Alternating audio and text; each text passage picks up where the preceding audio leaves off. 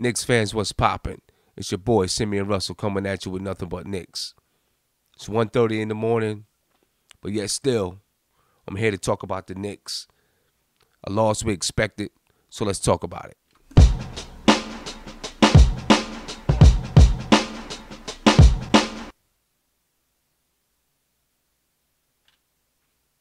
Here we go. Cruz, Noah, Michael, Tony Crow, what's poppin'? Marty, Tinky Eye. We all here. 1:30 in the morning. But that's what's up. We with it. Hey, honestly, y'all, I'm not too upset about the loss. We expected to lose. I expected to lose the game. Not gonna lie. So I'm not too mad about it. Although they gave us a little bit of hope in the first half, which is something they usually do. But hey, man, wasn't much we was going to be able to do with the Warriors anyway. So we took the L. We expected to take the L. I'm sure the team expected to take the L. You had, KP was out. If it was a serious game, I'm sure KP would have been able to play. Kyllo Quinn was out. If it was a serious game, I'm sure old Quinn would have been able to play. So, they kind of sent the message there.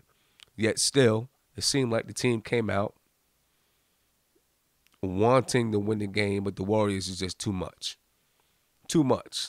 Yeah, I got the cut, man. Got a little cut. Had a couple meetings today, had to go to, so had to make sure I freshened up a little bit. But the Warriors is just too much, man. Too much. They're crisp. They are, they just know how to play basketball. They're accurate from the field. They're efficient from the field. What they had, 40 assists tonight? Something like that. We shouldn't have expected too much. We didn't expect too much, so, it is what it is. Nate Solomon, you said close game, almost had him. It was close in the first half. But in that third quarter, when the Warriors finally took a lead, I kind of knew it. I kind of knew then what was going to happen. What I was really looking for was, the Knicks to try to play well, compete, which they did for most of the game. But, the fourth quarter, we kind of had that Swiss cheese D again. But it's the Warriors. A lot of teams look like that against the Warriors. A lot of teams look like that. Their offense is so crisp. The way they move off the ball. Yeah, it's what I wish we can do, and what I'm sure Hornacek hopes that we will be able to do one day. They move in one motion. It's 5 guys moving in one motion on the floor. It's beautiful to watch. It really is. So let's take a look. Let's take a quick look at the story of the game.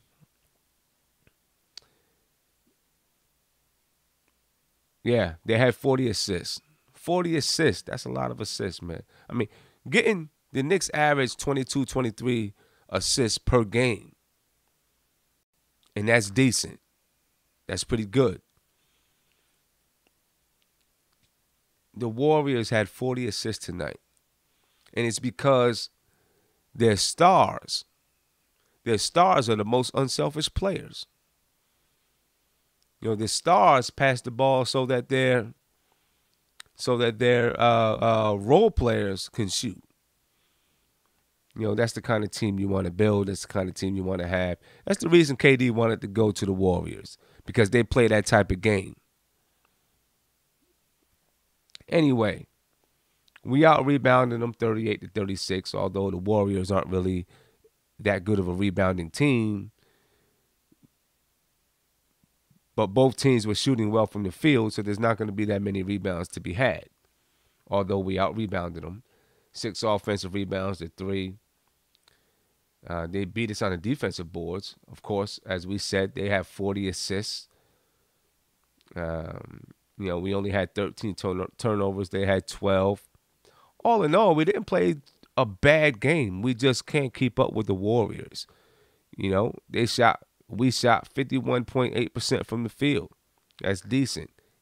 Got up 83 shots. They only got up 83 shots. They shot 55.4% from the field. We shot 40.9% from three. They shot 43.3% from three. Right?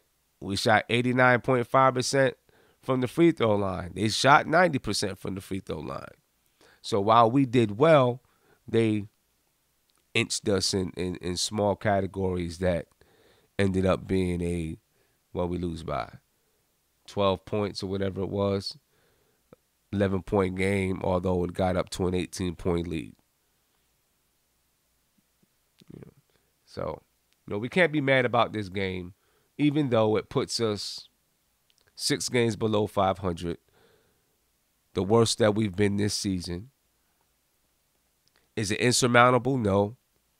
If you look back to the 2012-2013 Knicks, there was a point in the season around this time of the year where we were 7 games below 500, and we went on a run at the end of the season to make the playoffs. Different team, different time, of course. But being 6 games or 7 games below 500 is not insurmountable.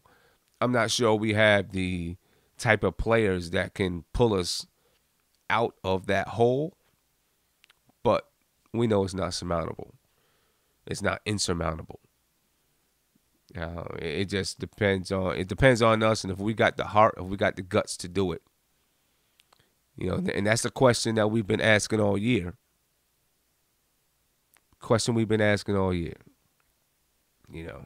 So there it is. I'm glad we got this game out the way, though. We knew what the result was going to be. For the most part, we were hoping that we would surprise them. Every year, every time we play the Warriors. Last year when we played the Warriors in Oakland, Melo sat out. Maybe was it Melo and KP or just Melo? I don't know, something like that. But we challenged them. Obviously, we didn't have enough to win. But, it's the Warriors. We lost. We're on to Denver. And we'll talk about Denver a little bit later on in the show. But that's a team that we beat earlier at home. And, hopefully we can go in and maybe start to kick something off. I don't know. But what do you guys think about the game? How you feeling about the game? What are your qualms? What are you upset about? Are you upset at all? I'm pretty sure you figured what the outcome was going to be. Did we build anything off of this game? We shot well. We played a decent game in the first half without our all-star power forward, stretch power forward. Without one of our main rebounders. We challenged them. We just didn't have enough.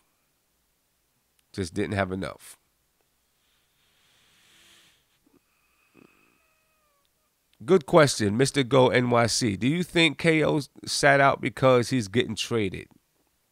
I don't know. That's a good question. I thought about that.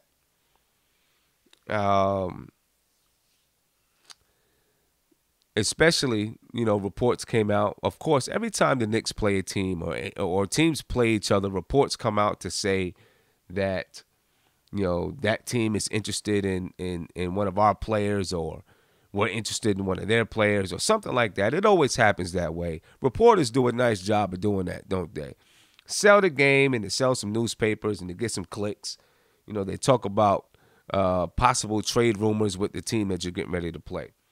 So, of course, some reports came out that the Warriors were interested in Kyllo Quinn because he can pass the ball. Makes sense.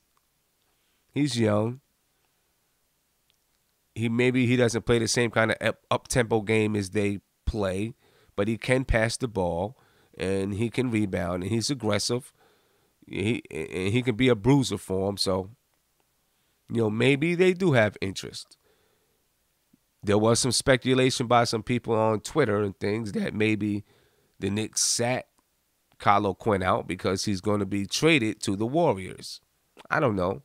Those are rumors. NBA rumors that go around all the time. But I think it's possible.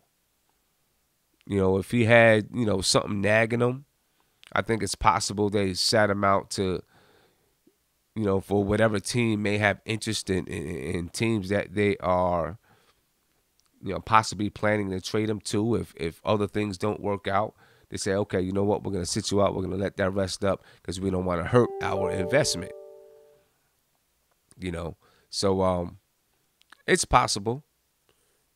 It's possible. Especially at this time. I mean, what? The date today is it's the 24th now, right? We're just a couple of weeks away from the trade deadline, so things are definitely going to be picking up. We're going to hear a lot of things going around. We're already hearing some things, who the Knicks may have interested in some of those type of things. And we hear all these things about other teams and what's happening with players from other teams. And then, of course, the Knicks name gets thrown into everything all the time. The Knicks are always part of an NBA rumor. I guess it's not juicy if it doesn't include the Knicks. If it doesn't include the Knicks, it's not juicy. But I see a lot of questions about Trey Burke. And I want to know, too, why no Trey Burke? This is a game where Trey Burke maybe could have excelled, played very well. The Warriors like to play an up-tempo type of a game. The Knicks played a little bit faster today, and I think Trey Burke would have done well. Instead, he doesn't get off the pine until a minute left in the fourth quarter. What was the point then? What was the point in bringing him off the bench then? You brought him up, you might as well use him. You waived a veteran player, you might as well use him. That's my stance on things, because you waived a player, put a player. Now, listen, I know Raymond Sessions has money, right? But still, you put a player out of work to bring somebody up. You might as well use that guy. Use him. See what he can do. I'm not sure, Tamika, what Jeff Hornacek has against Trey Burke, or if he even has anything against Trey Burke. Maybe it's just his philosophy to let a guy get comfortable or whatever it is. But he seems pretty comfortable to me. And it looks like he can help the team. It looks like he can help us play at a faster pace. Play a more aggressive style of offense. Penetrate. Get to the basket. Why is he not playing him? Why is Ron Baker getting in the game before Trey Burke? I mean, I get it. Ron Baker's been here. I'm going to give you that respect. But hey, Ron Baker is in his second year in the league. If he's not doing what he needs to do to command more and more minutes, then you lose it. Simple as that. I know Ron Baker is his guy, but Trey Burke should be getting in over top of him, in my opinion. Trey Burke should be getting his minutes. But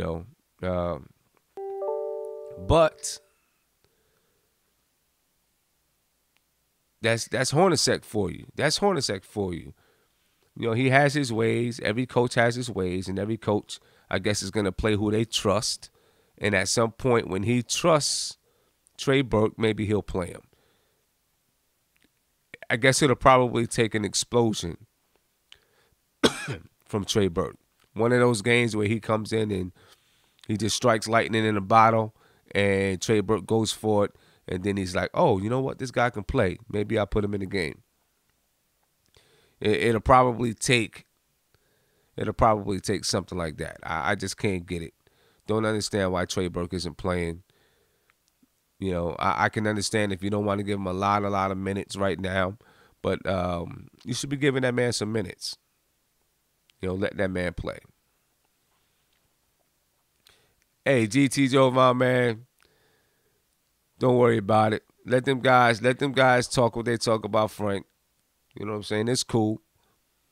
They know, they know this is a pro Frank group right here. So, they want to come in, get a little bit of attention or whatever, talk about Frank. You know,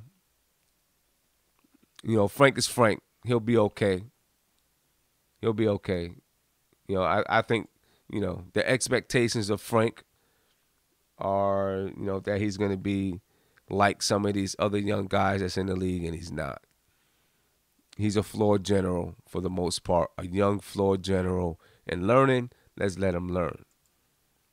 That's my stance on it. But my question right now is why Trey Burke isn't playing. He should be getting playing time.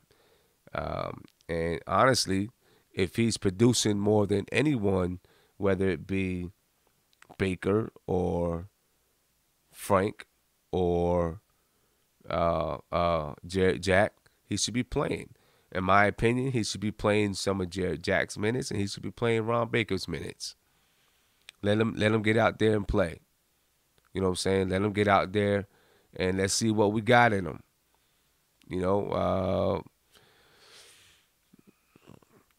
I'm assuming that maybe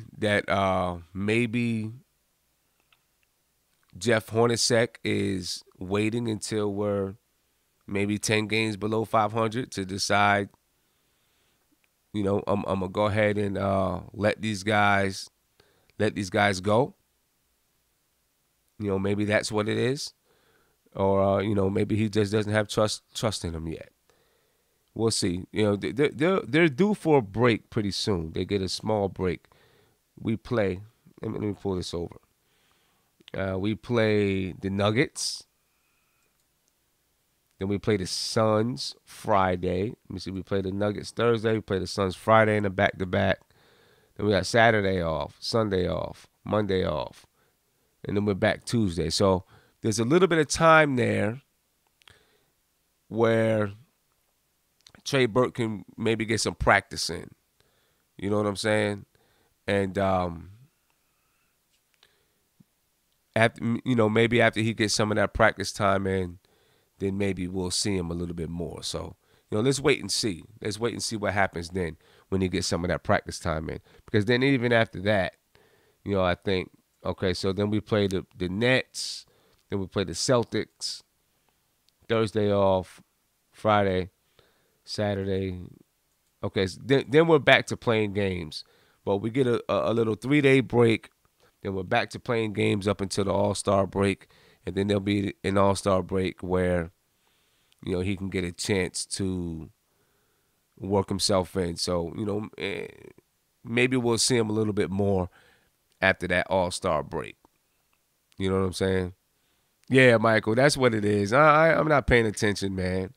I'm letting them guys do what they do. You know what I'm saying? It'll all come out in the end. Some people are just impatient and, want that, this is what happens with Knicks fans. Knicks fans, we are the most bipolar fans in all of the NBA. You know what I'm saying? The most bipolar fans in all of the NBA. We complained all last year, about how Derrick Rose, was basically one-dimensional, couldn't run an offense, didn't want to play defense.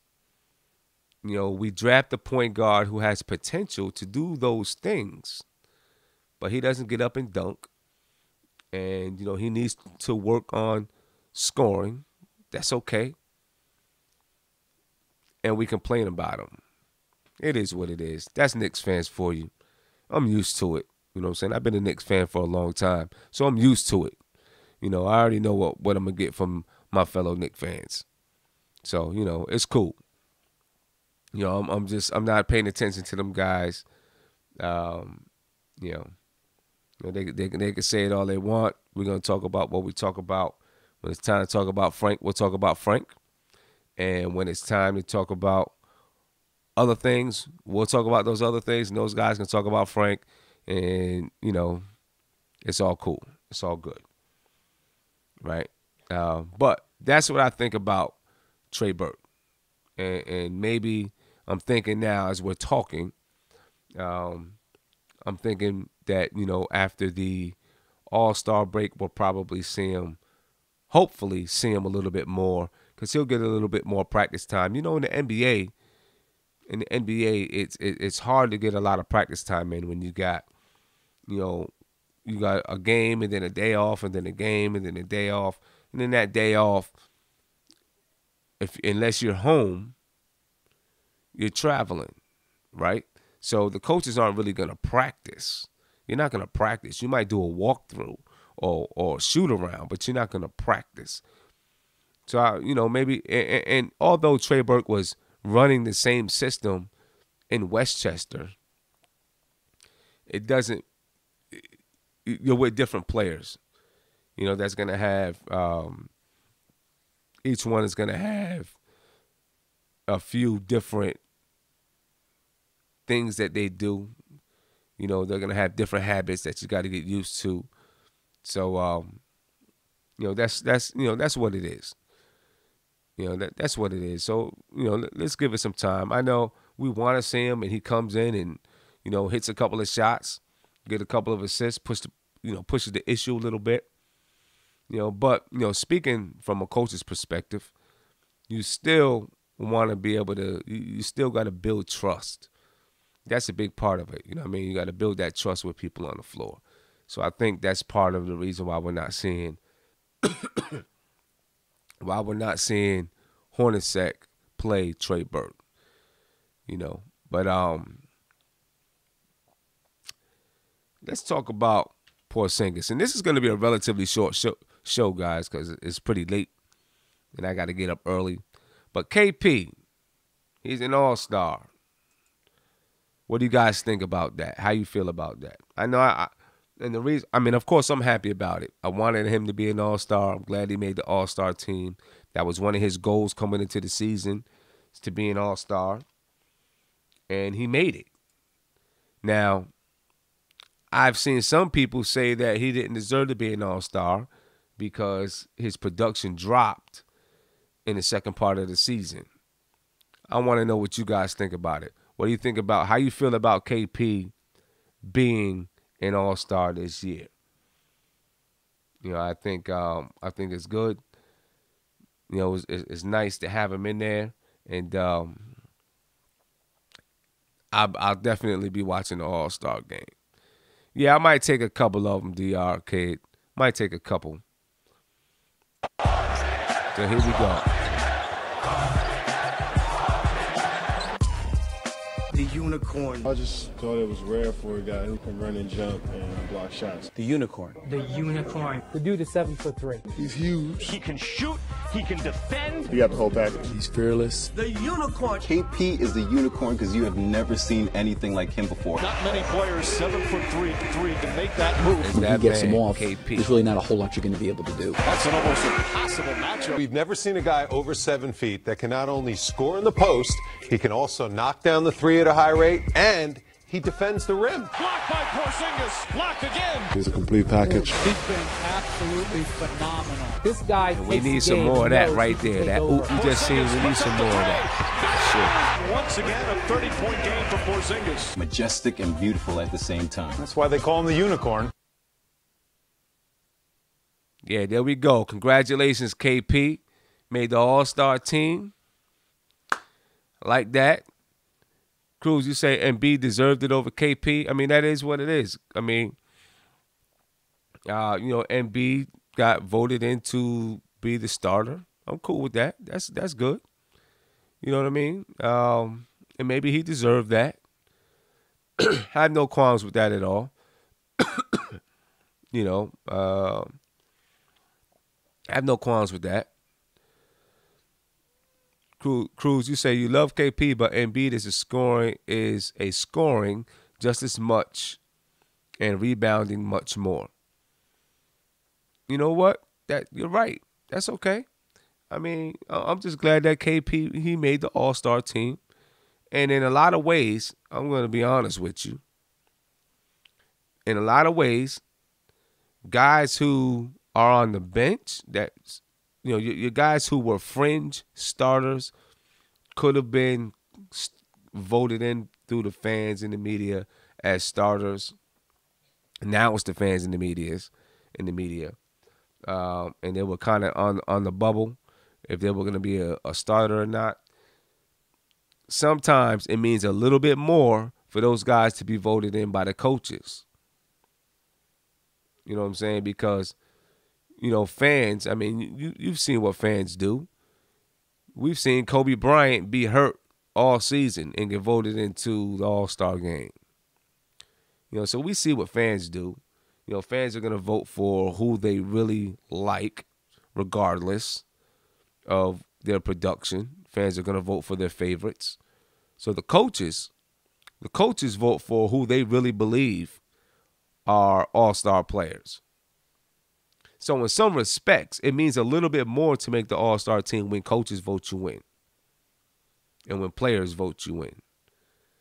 So I'll just leave it at that when we're talking about the Joel Embiid versus Kristaps Porzingis and who deserved to be the starter.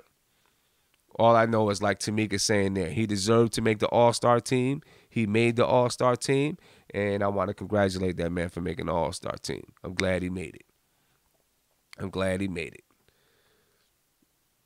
And I think it's going to be a long run of KP making the all-star team. A long run of him making the all-star team. And then we'll see if he can, elevate from just being an all-star to actually being a superstar, a super-duper star in a couple of years. We'll see if he can make those moves. He's only 22 years old. I think he can. Of course, we have some questions about, some of the things that he does.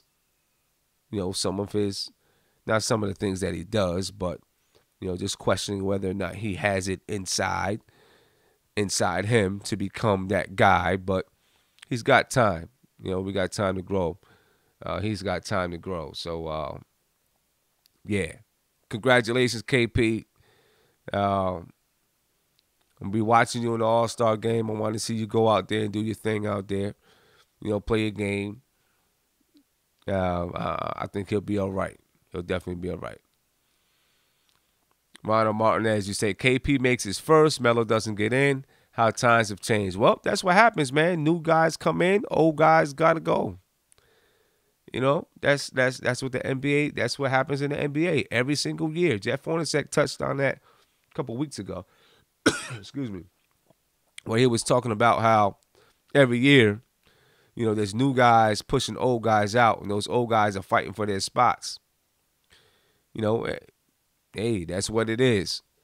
That's what it is, But there's a lot of guys out there in the West that didn't make the All-Star team, though. You know what I'm saying? Paul George didn't make the All-Star team either. A lot of guys out there. Let's see what the All-Star teams are right now, if it's out.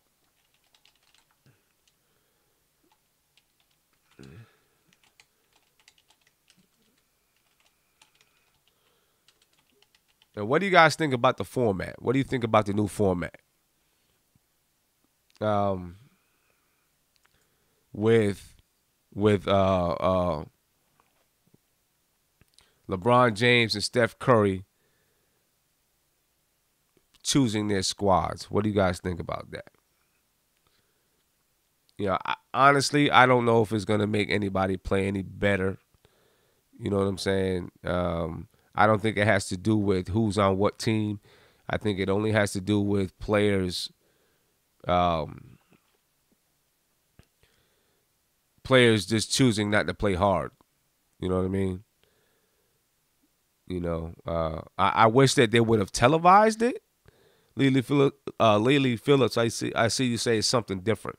I wish they would have televised it. I'd like to see, I would have liked to see the draft, I guess, on television. That would have been cool. So here's your starters. You got Steph Curry, LeBron James, Giannis Antetokounmpo, DeMarcus Cousins, Anthony Davis, DeMar DeRozan, Kevin Durant, Joel Embiid, James Harden, and Kyrie Irving. So there goes your NBA All-Star starters. Your reserves, you got LaMarcus Aldridge, Bradley Beal, Jimmy Butler, Draymond Green, Al Horford, Damian Lillard, Kevin Love, Kyle Lowry, Victor Oladipo, Kristaps Porzingis, Klay Thompson, Karl Anthony Towns, John Wall, and Russell Westbrook. So, who are your snubs? Who do you guys got as a snub? I mean, I'm sure in the West there's a whole host of guys that are going to be considered snubs. Paul George is one. I'm not sure right now if you would consider Carmelo Anthony a snub.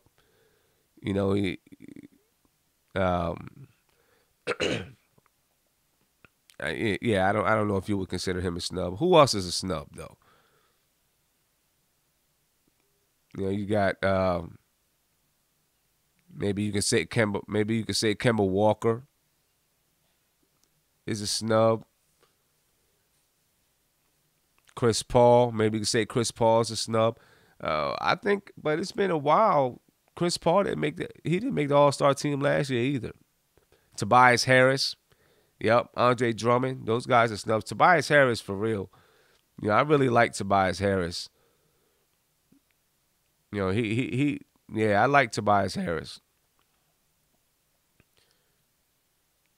You know, Lou Williams. There's some guys. Yeah, there's some guys. Marty, you say CP3 is washed up? I don't know about that, man. I don't know if CP3 is washed up. Maybe he can't do the things that some of these young guys can do, but CP3 can win you some games. Excuse me. CP3 can he can win you some games, man. I love CP3's game. I like the way he plays. I like his intensity. I like that he plays defense. You know, he's a pure point guard. You know what I mean? That's what I like CP3. I like pure point guards. You know what I'm saying? I like guys that know how to get the team going, get the team moving. And then I also like guys that are intense. To me, you say CP3 is getting a ring this year. You know what? You might be right, man, because Houston is balling. Houston is balling. Houston is, that's the beast of a team over there. A beast of a team. And I hate when the Knicks have to play Houston because you know what's coming. And I'm sure every other team hates to play them because they're hooping, man. And Mike D'Antoni, as much as everybody cried and complained about Mike D'Antoni in defense, he's got those guys playing defense. Houston is playing defense, man. Marty, you say, I won't respect him until he can make it out of the second round. Well, I got a feeling he's going to make it out of the second round this year. You know, because them guys over there in Houston, they're serious. They're serious, man. And, I think for sure he's making it out of the second round this year. They might not beat the Warriors. But I think they'll get into that Western Conference Finals. I think their offense is just too potent. You know what I'm saying? And that Western Conference Finals is going to be, if it's the Warriors and it's the Rockets, that Western Conference Finals is going to be crazy. You know what I'm saying? Games they'll easily be scoring. They'll be scoring 100 between both teams. They'll be averaging 300 points a game between both teams. You know, yeah. Harden's Game 7. That's why that's why he needs CP3 there. You know what I'm saying? CP3 is not gonna let Harden have another Game 7 that way. I can guarantee it. It's not gonna happen. You know, so he's not gonna let it happen because CP3 can then take over the ball handling duties if they need to. You know, Well, not if they need to. He will. You know, he could take over the ball handling duties. Let Harden rest a little bit. It'll be good. I see. So Nick Dreezy, you say playoff basketball is a lot slower. I agree, and that's the reason why CP3 is the guy is good for that team. You know what I'm saying? Because when it slows down, CP3 knows how to do it. He knows how to get it done and knows where to get the ball. Excuse me, guys. Throat's a little bit dry. But CP3 knows where to get the ball and who to get the ball to. You know what I'm saying? When the game starts to slow down. And CP3 has that grit and that intensity to play that type of game. You know, so yeah, Houston is going to be tough. You know, Houston is going to be, they're definitely going to be a tough out. GT Jovan, you said, did y'all hear about the disconnect of the Spurs and Kawhi? Heard about it. And since you brought that up, we might as well go ahead talk a little bit about trade rumors. Do you all think the Spurs and Kawhi Leonard are really on the outs? I mean, there's a lot of talk about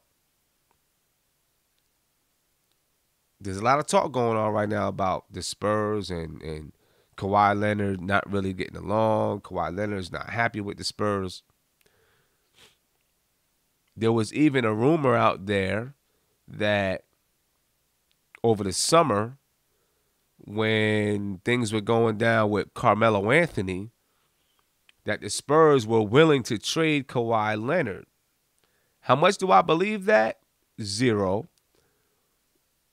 But that was something that was out there. As a matter of fact, I guess Stephen A. Smith said it. He had that information. Now, he didn't say that they were willing to trade Kawhi Leonard for Carmelo Anthony straight up. That's not what he said.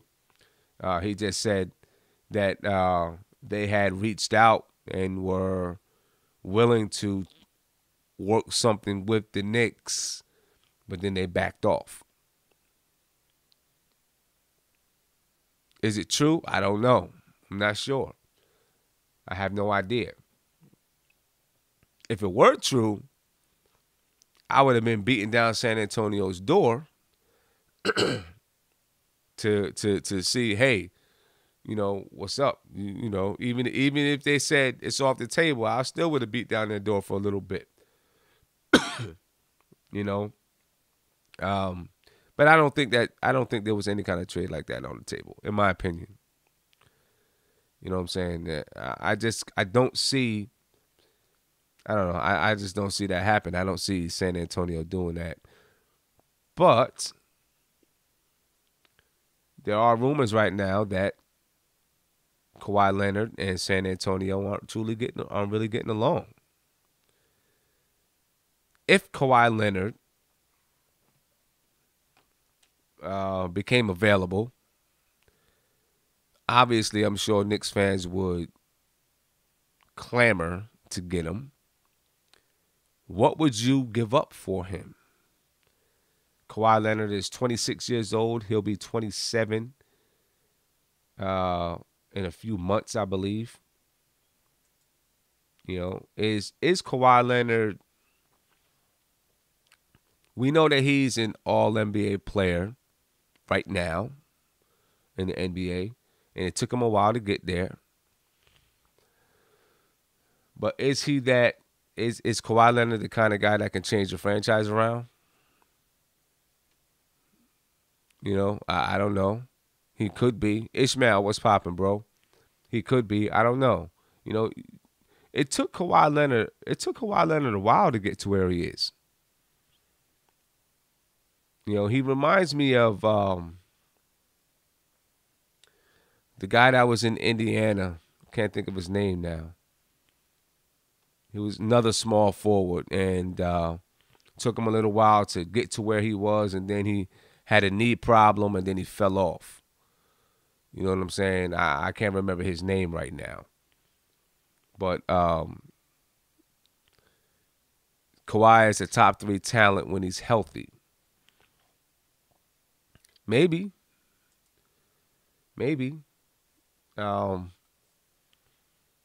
So you don't think that in another 2 years, Kawhi, Danny Granger, he kind of reminds me of Danny Granger a little bit. His career arc, I guess. You know what I'm saying?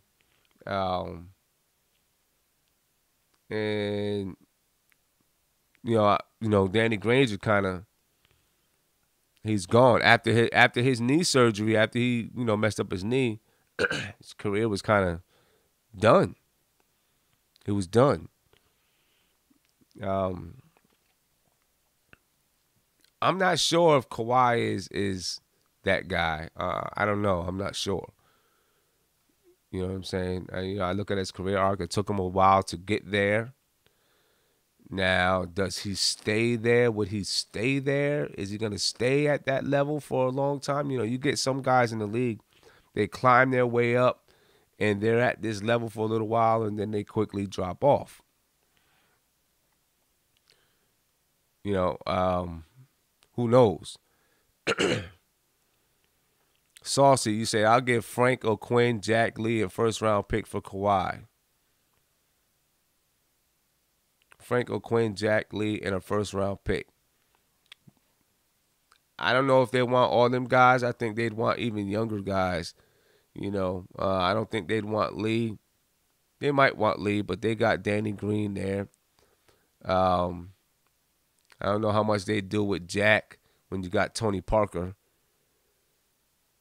and Patty Mills. So I don't know what they do with Jack. I guess they'd waive him. And of course they would love Frank. I can guarantee you that. So I don't know. I honestly, Kawhi Leonard probably isn't going anywhere. Just looking at the type of person that Kawhi is and the type of organization that San Antonio is, they'll find a way to work it out. Positive of that. But there's some other rumors going around, some other players. Caldwell-Pope. I read that the Knicks have some interest in Caldwell-Pope. Right? Yeah, BN. Yeah, give them all our players whether they want them or not. It's kind of funny. Sometimes, as Knicks fans, we just shoot around, be like, oh, yeah, we'll give them such and such and such and such, and just think that the other team is going to take it just because we said so, right? But Caldwell-Pope, I think he's maybe on the trading block. And I read an article that, maybe if he's not on the trading block, he's going to be a free agent this summer. Caldwell-Pope got $18 million from the Lakers. I did not know that. $18 million.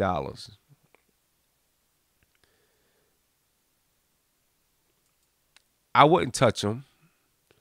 I'm hoping that the Knicks are not really that interested in him. That's a lot of money, $18 million for a guy who's giving you 13 points a game and getting into legal trouble.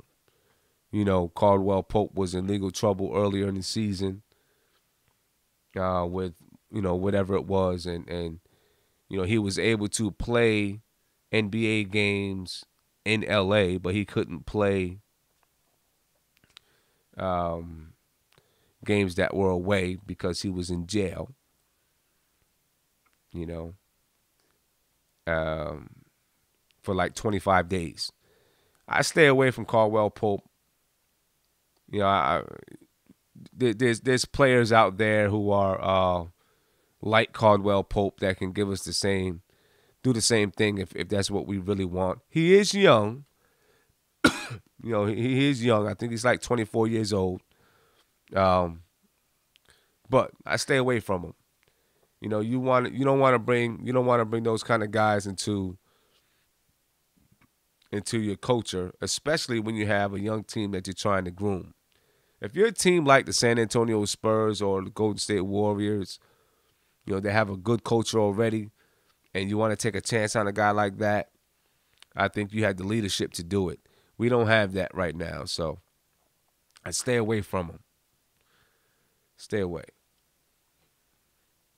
I'm going to open up the lines to take a couple calls if you guys anybody wants to call in. I only got a few more minutes that I'm going to be on the line because it's late. I got to get up pretty early in the morning. But if anybody wants to Skype in, I'm gonna I'll take a couple of calls. All right. Who else? Damian Lillard. This talks about Damian Lillard having conversations with the Blazers management. I don't think that Damian Lillard's going anywhere. As a matter of fact, he tweeted as much. Although, what a player says isn't always the way it goes. You know what I mean? But somebody tweeted, Will Damian Lillard be with the Blazers at the end of this season? And he said, sure will. Sure will. So I guess that maybe that answers that question. And because I see a lot of people, are saying, Damian Lillard. But I don't think Damian Lillard's going to be on the trade market. Stephen A. Smith tried to speak that into existence. And he said that, that Damian Lillard ought to demand a trade. Stephen A. says a lot of stuff, you know what I mean? He says a lot of stuff. But he said that Damian Lillard ought to demand a trade, and then here we go. We got trade rumors out there. But I don't think Damian Lillard's going anywhere anytime soon. I think he'll be with the Blazers for a little bit. Right. I don't know if anything else that's out there. For the Knicks, I don't know if anything else. I'm sure there are some things out there, and in the coming days, we'll be hearing some more rumors about the Knicks. We'll probably hear them surrounding. Hey, Tony Crow, you called in. Call me back. Call me back, man. I'm sure we're going to hear some more things about Billy Hernangomez. But if the Knicks were showcasing Billy Hernangomez tonight, it wasn't too good of a showcase. Wasn't too good of a showcase. Not tonight, at least. We might be hurting ourselves by trying to showcase Billy Hernangomez right now. If we plan on trading him, we might be hurting ourselves. Let's give up Noah Quinn for Gobert. Yeah, they're not doing that. Oh, Ben, you said usual Knicks fan. Yeah, right. Yeah, yep. David Perez, you said Knicks should try to sign Jabari after this year. Depending on the contract, I guess, because Jabari has a lot of injury problems so far in his career. I'll say that. But he is the kind of three. He's a three that we need. He could play that three. Can he play up-tempo? And then, we have to see what happens. What's going on with Milwaukee now that Jason Kidd is gone?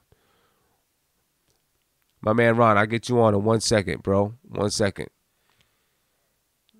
Omar, you say, just finished a long surgery as I'm on call and caught most of the game.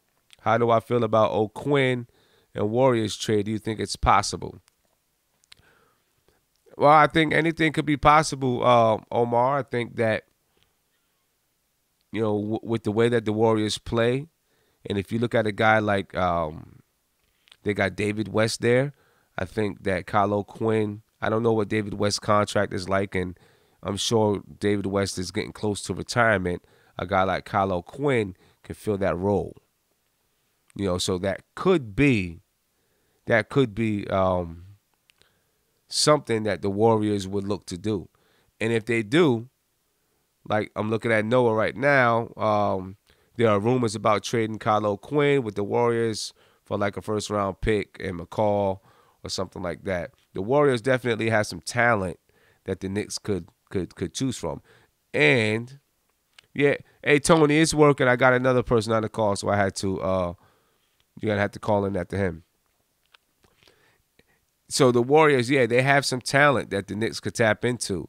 And what's crazy about it is the talent that they have, the young guys that they have, they're like late first round, second round picks, G League guys that they developed. Take that for tanking. My man Ron, what's going on, man? Give a shout out to the chat. Hey, what's going on? How you feeling, man? All right. Yeah, so what you think? How you feeling about some trade rumors that's out there and things, man? Well, I'm thinking right now as far as hold on, there's like a delay. Yeah. Can you hear me? Yeah, there's like a delay. Okay, can you hear me now? Yep, I got you.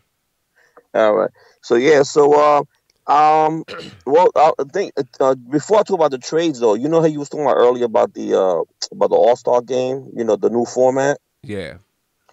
My thing is, how do you think about, like, for example, like, how the Major League Baseball, and I don't know if this will work, but Major League Baseball were having that same problem also with the All-Star, and they decided to change the format a few years ago where the winner of the All-Star game gets home field advantage in the World Series. Right. You think that would make it more competitive?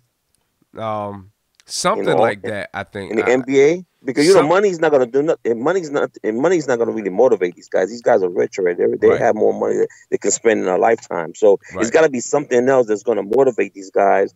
Because of course, it's for a show, it's to entertain the fans, but I think that they're going in the right direction, as far as changing it right now, how kind of like make it more like a, how to pick up games and playground. You pick your team, I pick my team. Right. So I think that's going in the right direction. But if you put something that on the line where, hey, we lose this, it's going to cost us something. But, because home court advantage, I mean, that's never been done before. And I think in baseball, when they did that, it started becoming more competitive. Because these guys like, hey, we make it to the World Series, we ain't going to have home. If we lose, we get, no matter how good your record is.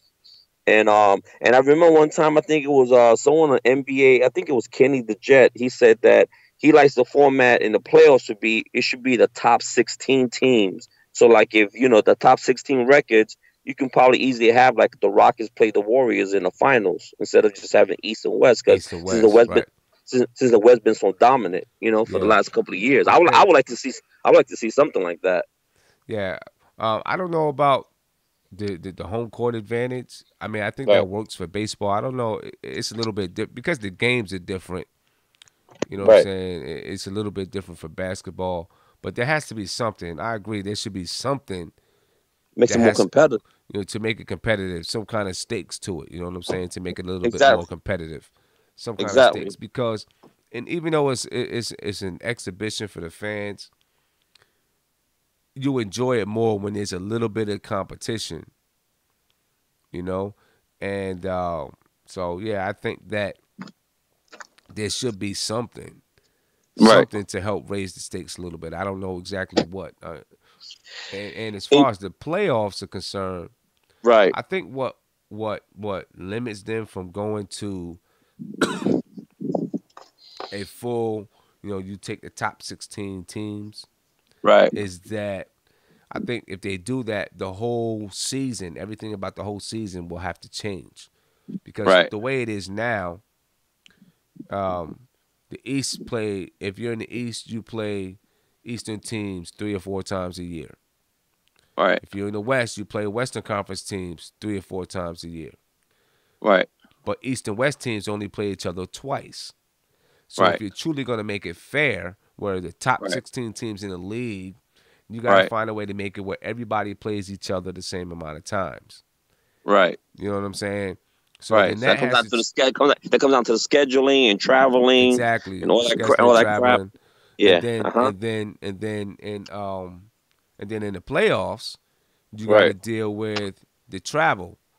You know what I'm saying? So because like the way it is now, you kind of play on the East Coast, or East Coast to the Midwest, and you play on the West Coast, you know, kind of close to the Midwest, and then the finals is, you know, is where all the travel is. So exactly, if you're taking the top 16 teams in the first round, you could have the Knicks playing the Warriors in the first round or something like that. Yeah. That would be crazy. That would be crazy. Yeah, you know, so it would take a lot of work. You know what I mean? Right. Yeah. But I think you know, talking about that, and also you mentioned something earlier, like early tonight, like with the game against the Warriors, which you can see like with the Warriors. I mean, by the end they were like, you can see they were, I don't know what they were laughing about, but sometimes I think in the situation with the Knicks, we've been so inconsistent this first half of the season. Like, let's say we blew them out by 30 points.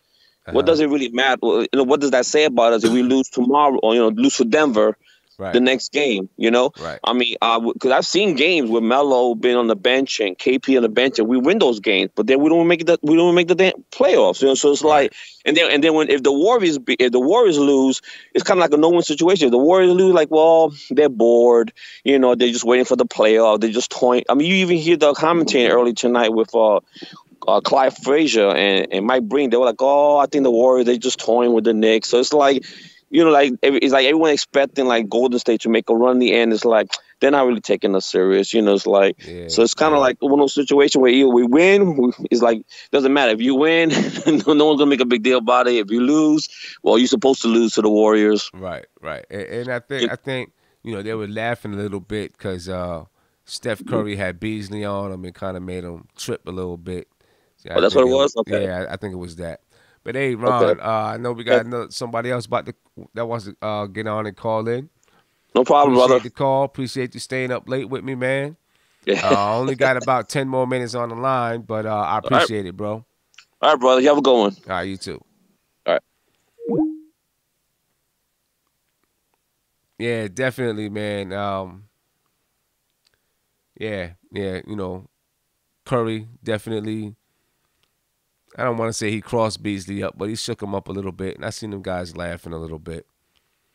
You know, but that's gonna happen when you're a team like the Warriors and you're a team like the Knicks. It's gonna happen in the league.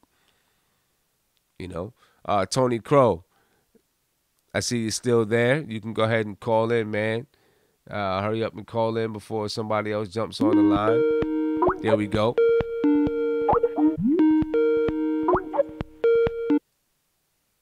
My man, what's popping with you, bro?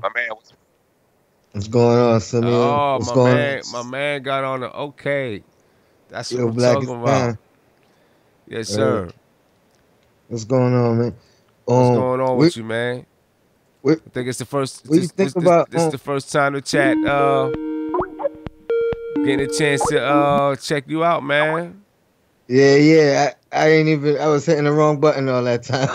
Yeah, here we go. First time to chat. Get to see you up there live. But peace. But yeah, that was a horrible game, man. I don't know what was going on. Yeah, I mean, you know, we started off the first half. We looked all right. We definitely did. I mean, I knew it was just a matter of time, but you know, we needed to see Burke in there. Yep. And have some speed. Yep. Because Jack is not very fast. Right. and Frank hasn't really learned how to use his speed. Right. And that's the thing. You know, Frank, he got some speed. He just doesn't know when to use it yet. He don't know when to turn it on. You know what I'm saying? But he'll learn. He'll learn how to turn it on and when to turn it on. You know what I'm saying? It's part of, you know. And that's the thing that Burke pretty much just figured it out. Yeah. Because he used to be at a speed demon all the time. Yeah. And now he got that little stutter, and you know, he got them jets. He turned it off and on. Yeah.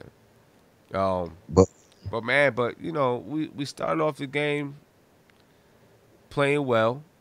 You know what I'm saying? But I kind of figured, you know what I mean, there's only so long that we was going to be able to play at that level because we wasn't going to be able to shoot with them. And eventually, you know, Steph Curry wasn't hitting. He was like 1 for 10 or something crazy like that. Eventually, those guys were going to start hitting. And, you know, the Warriors are the type of team where we're the kind of team, we'll start off running our offense. And if it's not working, then, okay, well, let's just get it to KP and Beasley and see if they can score. The Warriors, this kind of team, they start off running their offense, they do what they do, and if it's not working, they keep doing what they do because that's the way they play. They're moving all the time. Exactly. They do what they do, and then eventually the shots start to fall. Of course, you know, there's nights when the shots don't fall and they lose a game or whatever, but for the most part, they stay disciplined. You know what I'm saying? And most teams in the league, teams like the Warriors and San Antonio, they stay disciplined. Even the Cavs don't stay disciplined. You look at the guys they got now, they don't have the guys to be able to stay disciplined, right? They don't have those kind of players, those smart kind of players. But teams like the Warriors and the Spurs, I don't even know if there's any other teams. And probably the Houston now. You know what I'm saying? Yeah. That has a core that played multiple years together. Yep. Multiple years together. LeBron used to like going through five different teams every year. So yeah, you know, right. I mean, it's just that LeBron is so great. He's so great that it's like, you know, he anybody that's on his team, he can just about take him to the championship almost, man. You know what I'm saying? Because he's so great and he's so smart and knows how to use his players. I'm not even a LeBron fan, but I mean, I got to give it to him about with that. He's so intelligent when it comes to playing basketball. It's crazy. You hear about Jason Kidd's firing? Yeah, man. Jason Kidd got fired. They kicked him out of there, what do you think? Man. You think it was warranted? I don't know, man. I mean, you know, I think they should have. They're still in the playoff race. They're still in the playoffs, right?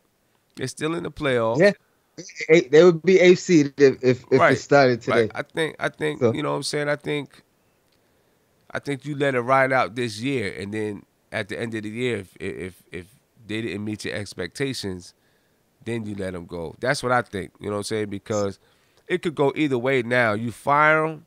And the team could be like, damn, you know, that was our guy. Yep. Now they're not motivated. Or if it's a coach that you don't like, then the team might come together. But they like Jason Kidd. Yep.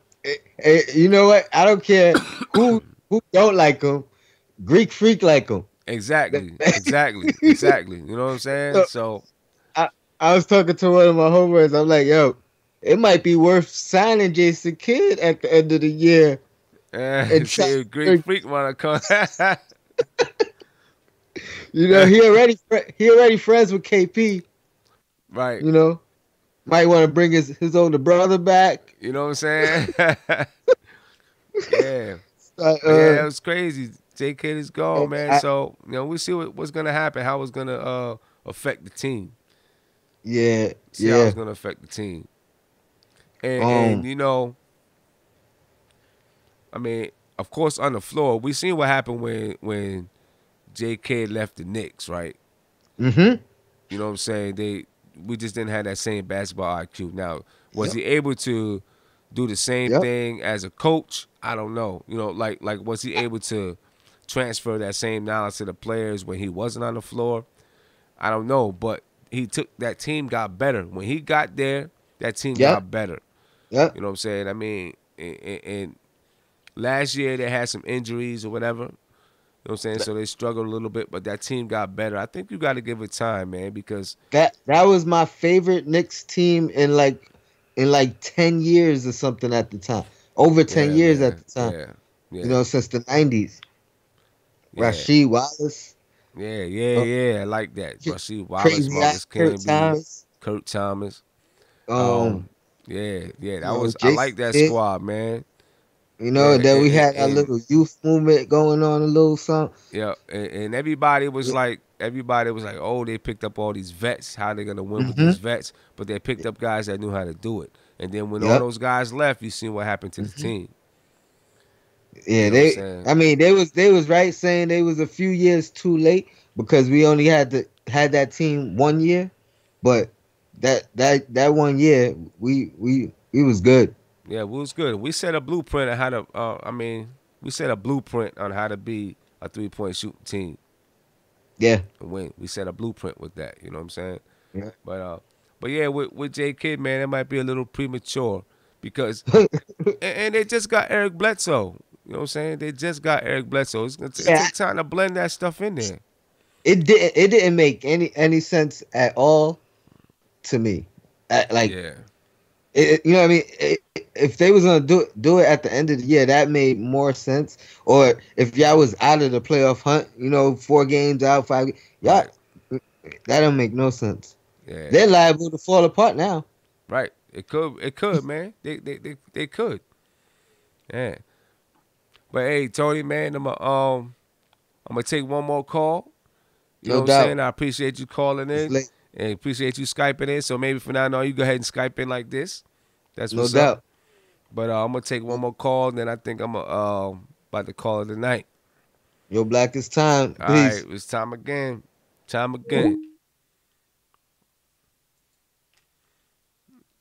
Yes, sir. My man, Tony Crow. My man, Marty Nick said Tony Crow is officially the second host. Hey, that's what's up, man. We got some dedicated people on here. I appreciate that. I mean, it's 2:30 in the morning. Y'all jumping on with me. I appreciate it. So let's talk. Let's just talk a little bit about this Knicks in Denver before I get up out of here. You know, because I got to get up. I got to be up like 7 o'clock. You know what I mean? It's going to be a rough morning, but I'm cool with it. New York and Denver. Last game we played them. We beat them. All right, Manuel's calling in. Manuel, what's popping, bro? What's up, brother? What's going on, man? Give me a rundown. What you feel about this Knicks and Denver game?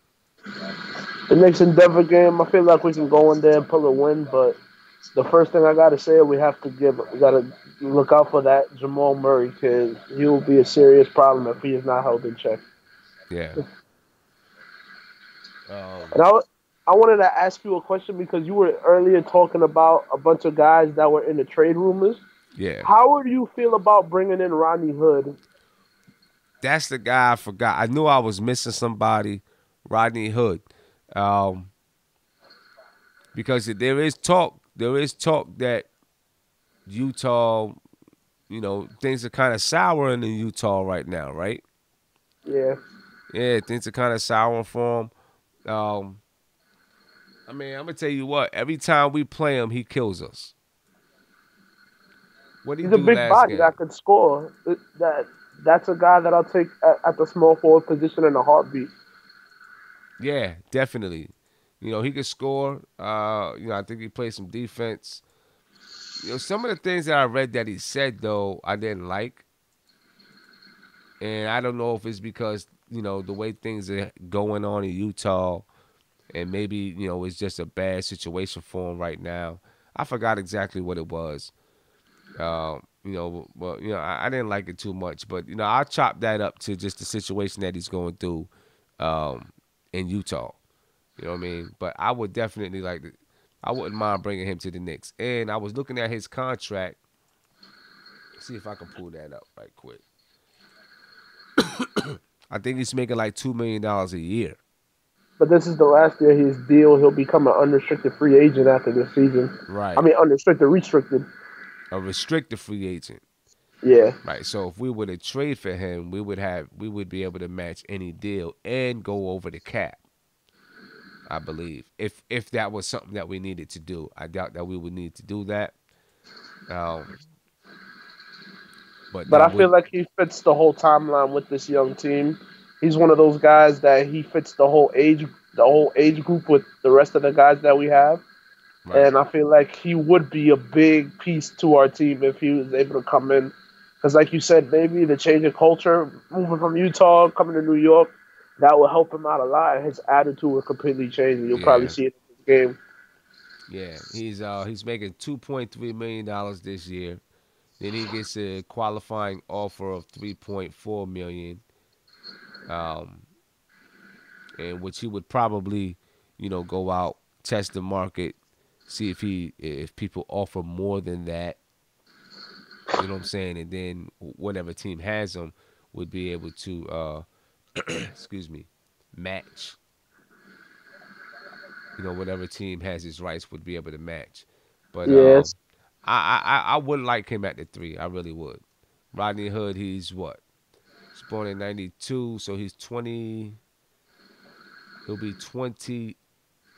He'll be 26 in October. Yeah, he fits the timeline perfectly. You know what I'm saying? So, he fits the timeline. He's 6'8". Nice size for a 3-man. But his defense isn't his defense like the one thing that's suspect about his game? Yeah. Because I know he could put buckets. He drops buckets like you said. He steals this every time. Exactly. It's just his defense. Right. You know what I'm saying? It's his defense. And, and unfortunately in the NBA, man, there's that's how it is. A guy is a defensive player. Guy is a offensive player. And it's rare that you get the guy that goes both ways. Usually those guys are all-stars or close to all-stars. Most of the time you get guys that go one way. But I think Rodney Hood I think he would fit us nice. I do. Yeah, he's one of the guys I'm going to look out for if we're able to, of course, for the right price, if we're able to bring him in. Yeah, and if I'm Scott Perry, I'm at least looking into it. You know what I'm saying? Yeah, I'm looking into it to see if there's anything we could pull off. But I'd like to see Rodney Hood. I mean, just think of the lineup, Yeah, would you? But also, they said that they might be packaging him with Derek Favors as well to try to get both of them out. With Derek Favors. Yeah, I didn't see that.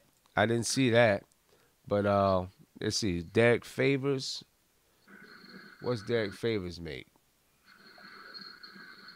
I know he's not making a max deal. I think he's probably making like 14, 15 million a year. Yeah, Derek Favors making $12 million this year, and then he's a free agent at the end of the year. Yeah, I'll take a chance on Derek Favors as well, but that'll be a logjam at the position at the power forward position. Right. Wouldn't it? Right. And see, that might be one of the reasons why they want to trade Derek Favors. It's because they probably feel like he's not going to come back next year. And so if they're looking to trade him, they're like, we might as well get something for him. Yeah, exactly. Yeah. Yeah, but I was gonna before I lost my train of thought for a second. I forgot what we were gonna ask you. Oh yeah, but after the Denver game, who do we play? Who are the next 2 games? I think isn't the Denver game the last game on the road trip?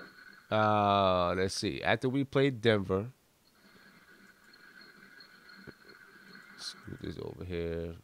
After we played Denver, then we play Phoenix. All right, so we play a back-to-back. We play Denver Thursday, and then we play Phoenix on Friday.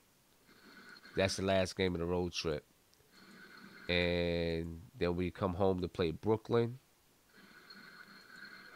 Then we go to Boston. Then we go to Milwaukee.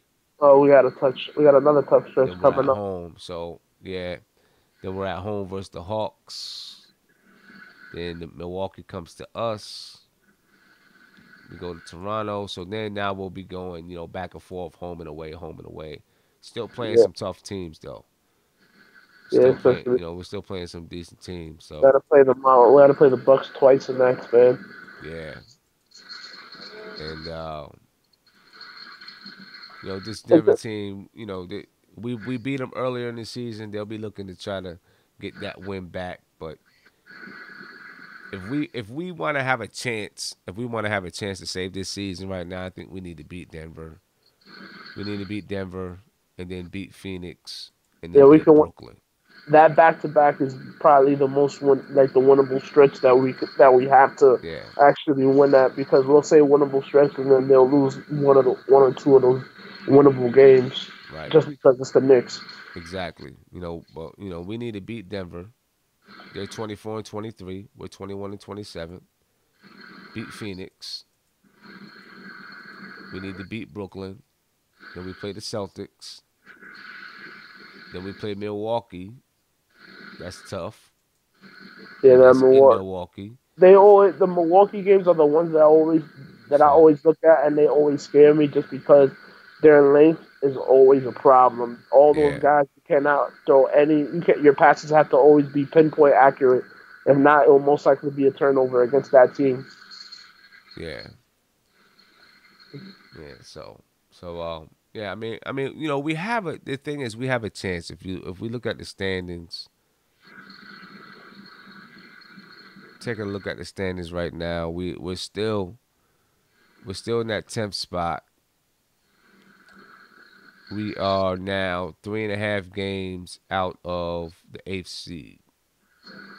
You know what I'm saying? We hit a little, like Mighty Knicks just said, you hit a 5-game win streak, you're back in. The thing is, we haven't had a 5-game win streak all season. Can we hit a 5-game win streak? Can we? What was the Where's streak spark? What was the highest streak we had this year? Was it three? I think Three wins in a row? It was 3 or 4. I think it was 3, but it could have been 4 if I remember correctly. So my question is, where do we get the spark to get that win streak? We need something to spark us to get that win streak, because we get a nice little win streak, we can catapult ourselves into that 8th spot. Yeah, if most we get definitely. A nice win streak.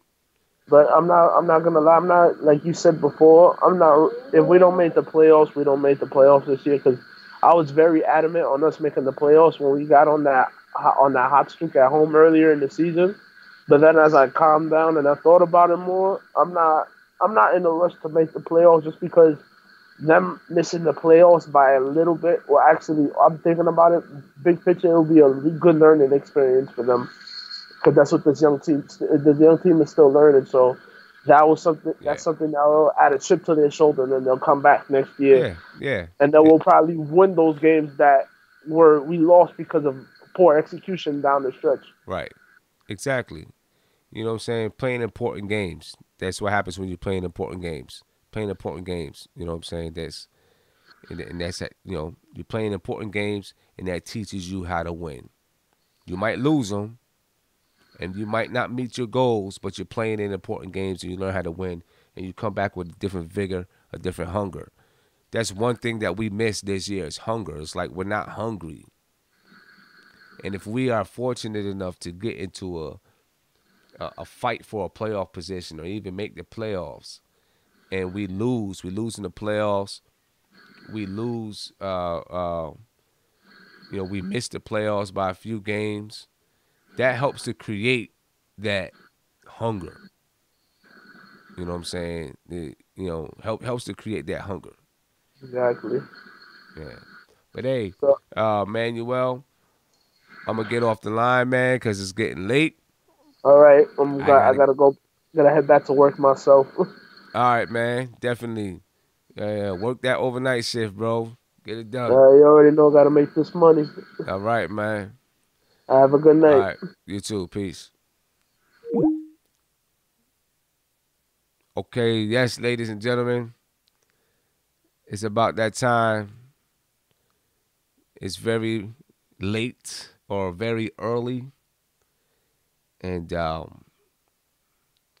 got to get up very early. I've got to be up in a few hours. And I'm going to be struggling tomorrow as I'm taking this trip into D.C.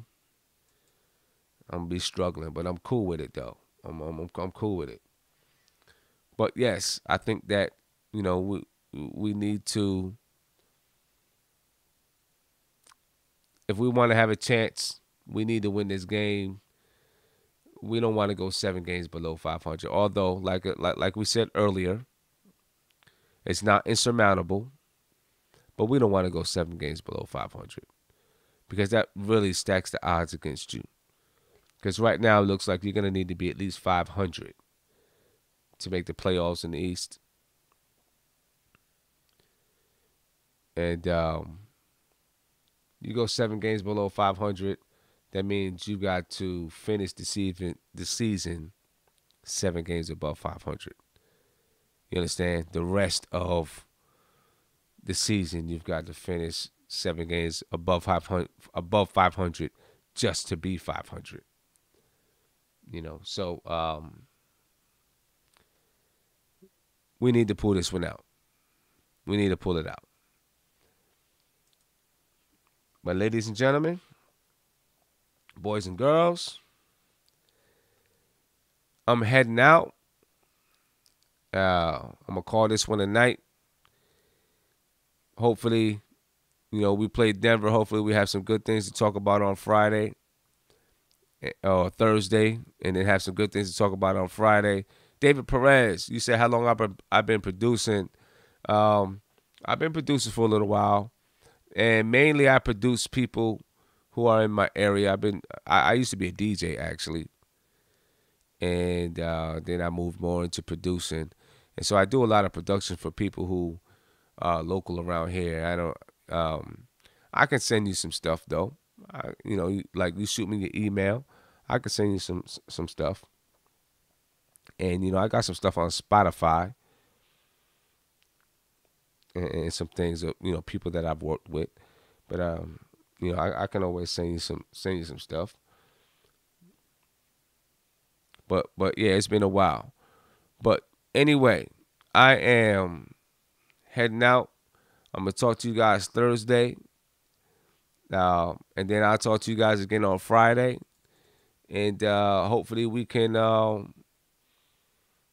some good things to talk about. I'm sure there's gonna be a lot of rumors to talk about. So I want y'all to have a good night.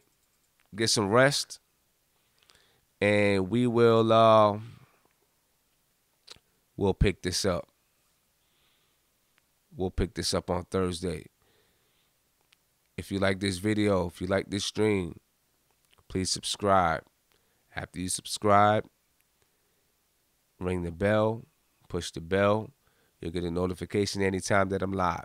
I know I sound a little bit tired right now. It's 2:30 in the morning. You know what I'm saying? Check out these videos over here. If you like them, check out some more videos. Have a good night, y'all. Peace.